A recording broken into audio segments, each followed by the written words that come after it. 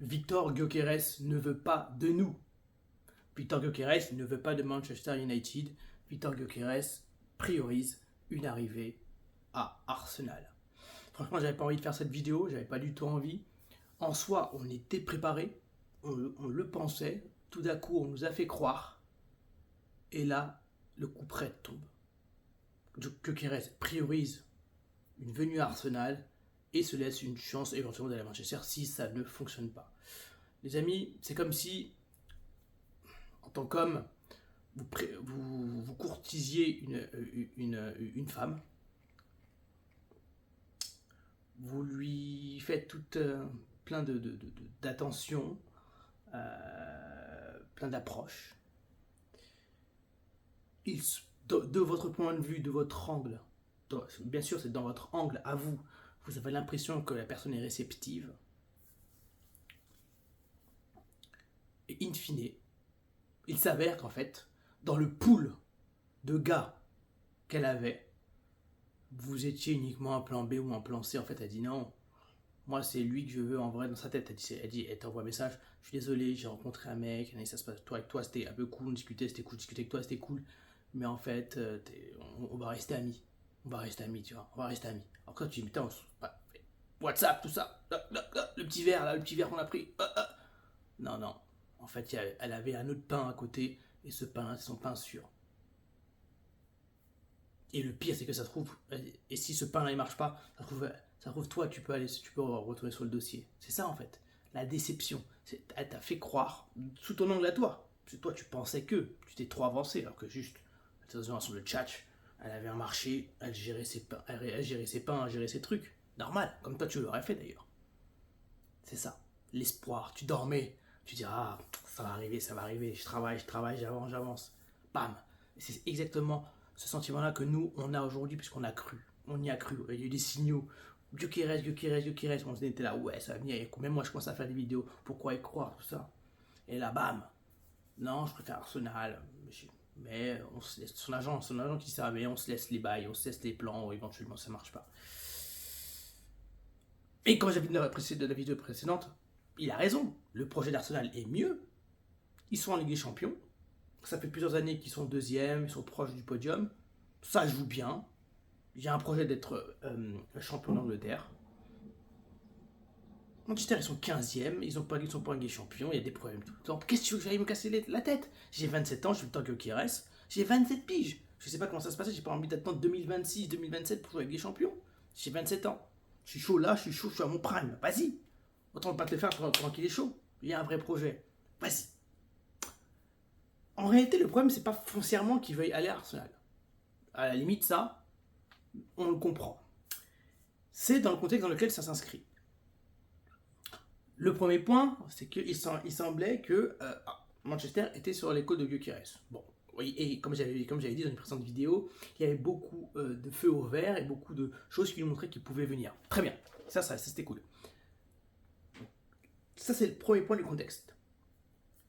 Le deuxième truc, c'est que il semblait que Arsenal était plutôt sur Benjamin Sesko. C'était la priorité numéro 1, ça fait plusieurs fenêtres de transfert qui le veulent, ils travaillent dessus, etc. Donc Benjamin Sesko, c'était le plan A, et le plan B, c'était Gyökeres. La troisième chose, c'est cette histoire avec le président du Sporting.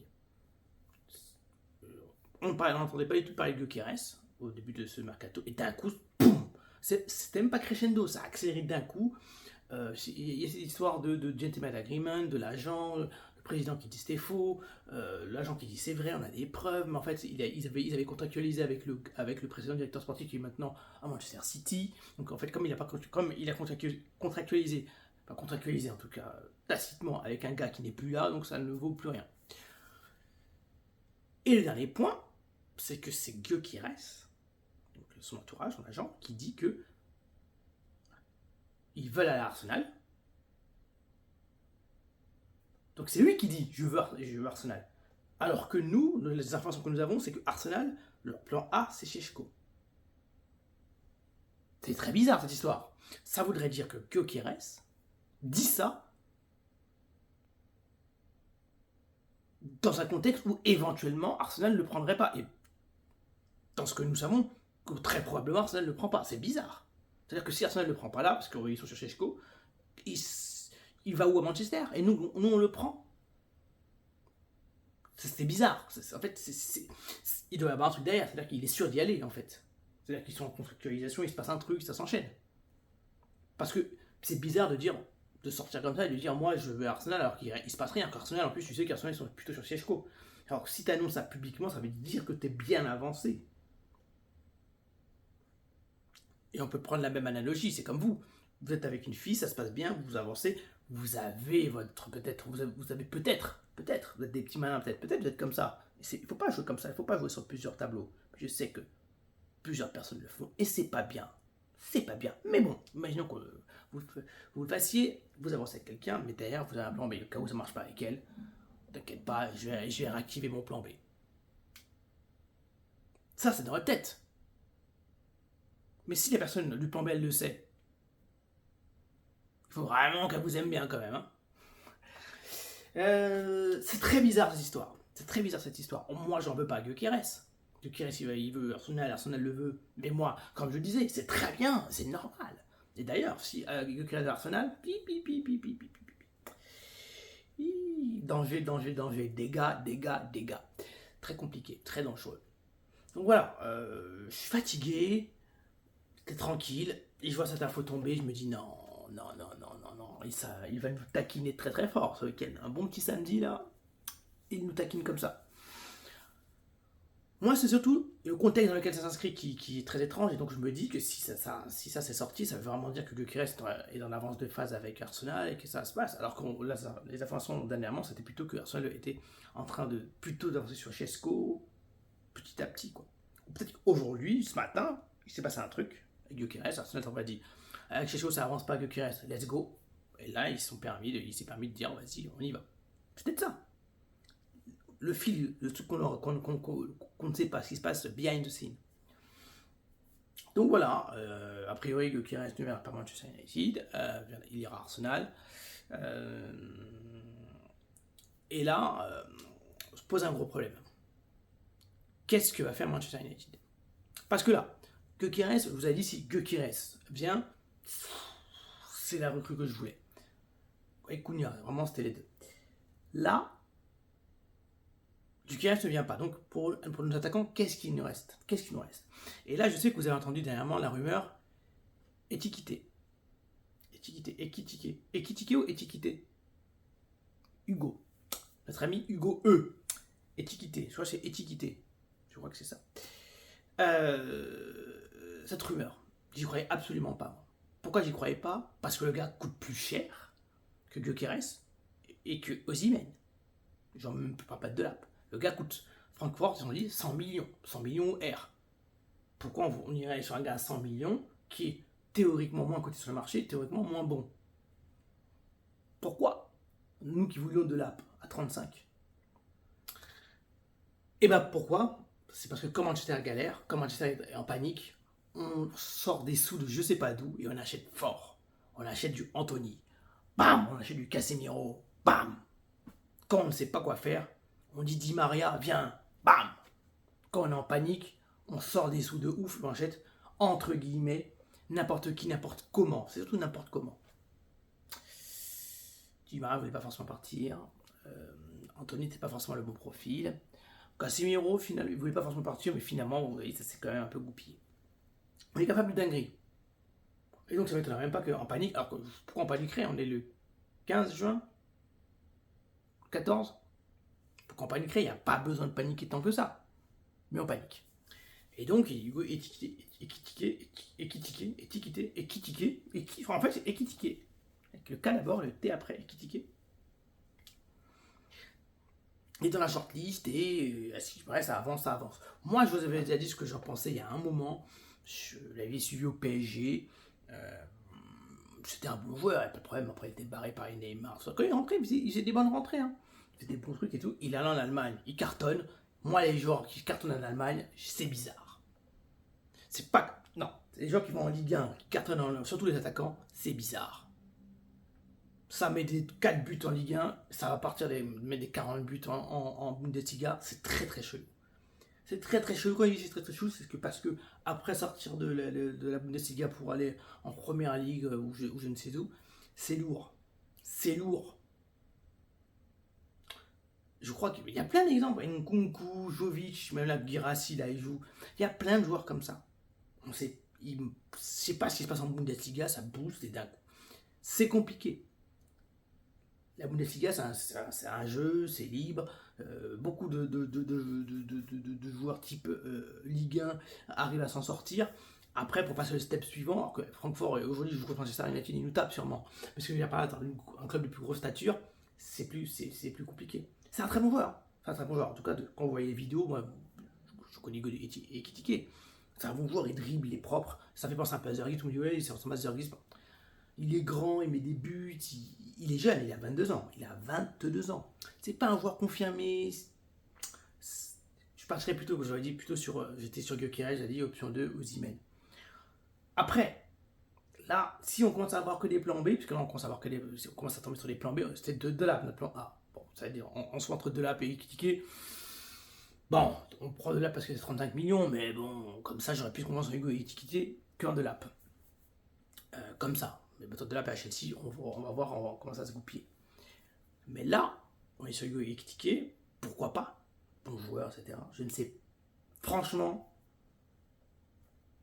Et j'ai pas qu'Osimhen c'est retombé. Après, on est que le 15 juin, 14 juin. Il peut passer plein de choses qu'au 1er septembre. Il peut passer tellement de choses, mais tellement de choses. Mais il n'y a pas 90 000 attaquants de pointe de grande envergure. Soit on a une main chanceuse, ce qui arrive très rarement avec Manchester United ces dernières années. Soit on arrive à prendre un joueur de classe mondiale, et même quand on prend un joueur de classe mondiale, des fois ça ne marche pas. Falcao, Di Maria, Pogba, Alexis Sanchez, on en a une palanquée. Hein. Casemiro, Cristiano Ronaldo, finalement, on peut le mettre dans la liste. Sancho. On en a tellement des trucs comme ça.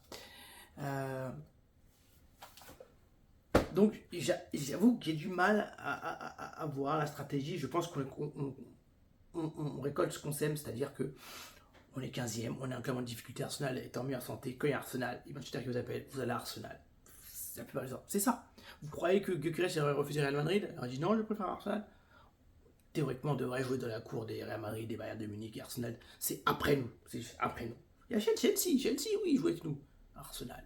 Mais là, maintenant, Arsenal sont devant. Ils ont un meilleur projet, c'est propre. Voilà où on en est. Maintenant, on parle de Hugo Ekitike à 100 millions. Moi, je vous dis, ça va être compliqué. Ça va être chaud. Là, le marché des attaquants, si Gyökeres part, c'est une grosse pioche qui part. On va que avoir des paris, ou soit on va avoir des roublards, des Mateta. Franchement, il est bon Mateta. Mateta, il est bon, je trouve qu'il va mettre ses 12 buts. Hein. Franchement, c'est un bon joueur, déviation. Il connaît la première ligue, il n'y a pas de galère.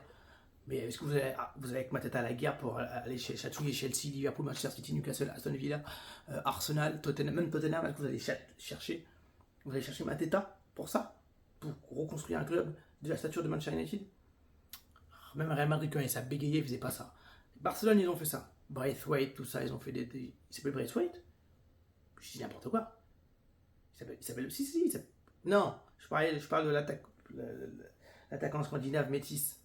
J'ai dit Braithwaite, mais Braithwaite, j'ai l'impression que je confonds avec le défenseur d'Everton. Mais ouais, quand ils ont eu lui, ils ont eu des Aubameyang, qui est un bon joueur en fait, mais bon, c'est quand même un peu style Mateta. Je m'emmerde les personnes que je suis fatigué, on apprend les dingueries comme ça. Donc moi, je pense vraiment que si Arsenal a réussi le coup de Gyökeres, très beaucoup. Très beaucoup. Et honnêtement, je pense que si ils ont Gyökeres, il faudrait prendre un autre ailier à gauche, à la place de notre ami Martinelli, et Nico Williams semblerait pencher pour Bayern de Munich, mais bon, ou Barcelone. Mais Arsenal, s'ils arrivent à mettre quelqu'un à gauche, ça peut être pas trop mal. Même si un terrain est bon, peut-être pas. Mais. Faire attention à Arsenal. Et ce serait Alors, Arsenal avec Gyökeres, City qui se recomplie bien, et Liverpool avec Wirtz, ils ont été champions. Wirtz plutôt, c'est Wirtz. Ils ont été champions. ces 3 équipes-là vont être très très très dures à déloger. C'est-à-dire qu'il reste une place. Il y a Chelsea qui est là, il y a Newcastle qui sont là, qui sont beaucoup plus avancés que nous. Je sais pas pourquoi je parle du top 4, hein. En vrai, je sais même pas, on devrait parler du top 10 avec nous. Donc, c'est pas avec Mateta devant, Cunha, Mbeme qu'on va. C'est bien, c'est très bien, mais est-ce qu'on va vraiment. Il faudrait vraiment que Ahmad il commence à vraiment monter de fou encore, mais nous il monte de fou encore. Que Cunha, voilà, il soit vrai, il passe encore un step, il se passe quelque chose, quoi. Mais vous savez, il y a beaucoup de si. Vous sentez que le projet n'est pas encore assez. Après, on est que le 14 juin. Mais quand vous regardez le marché de transfert, c'est chaud. Et en plus, avec ce qu'on propose, le projet qu'on propose, c'est chaud. C'est chaud. Donc voilà, Gyökeres, a priori, il n'aura pas Manchester United, il souhaite plutôt aller vers le projet d'Arsenal. Donc à mon avis, il y a quelque chose qui a avancé, il n'y aura pas de Šeško. Šeško, pourquoi pas Šeško? On n'achètera pas Šeško, même s'il est, il est moins cher que Hugo Ekitike. Et que je trouve même pas que ça soit un attaquant fou, moi, Šeško. Franchement, je trouve pas que ce soit incroyable. Mais bon, Arsenal le voulait, il fallait qu'il le prenne et qu'il nous laisse Gyökeres. Voilà, écoutez, on va voir si ça se confirme avec Gyökeres, on va voir si avec Hugo Ekitike ça se construit. Après, moi je vous dis, moi je partirais plutôt sur Osimhen. Et tout le monde le sait, il faut partir sur Osimhen. Il y a même des gens qui préfèrent Osimhen à Gyökeres. J'entends. Mais il faut partir sur Osimhen pour faire peur aux défenses, pour être solide, pour dire on ne fera pas un grand coup. City, Liverpool, Arsenal, Newcastle, regardez-nous, on a pris Osimhen. Regardez, on a pris Mateta. Ah, t'as pris l'attaquant de Crystal Palace. Bon, bah, super, t'as pris l'attaquant de Crystal Palace, grand bien te fasse. Continue comme ça, tu vas progresser. La 12e place, 14e place est à toi. Mateta, je t'aime bien, il n'y a pas de problème. Il n'y a pas de souci, je t'apprécie beaucoup. Français, tout ça, on est bien. Mais bon. Voilà les gars. Mais en tout cas, j'ai envie de dire un truc. Si Gyökeres va à Arsenal, tâche de ne pas regretter. Tâche de ne pas regretter ton choix. Et j'ai envie de te faire payer. Quand à Trafford, on t'humilie. À l'Emirates, on t'humilie. Qu'on soit champion d'Angleterre. Ouais, j'y crois même pas ce que je dis, mais voilà, champion d'Angleterre. On dit voilà, t'as pas voulu venir chez nous. T'as voulu faire le mec, moi, petit bras, moi je vais à Arsenal parce qu'il y a un petit projet en Ligue Champion. T'as pas voulu faire le grand saut, penser long terme. Voilà, avec Maguire, Mateta, Onana, Dogu, Ugarte, on va faire du sale.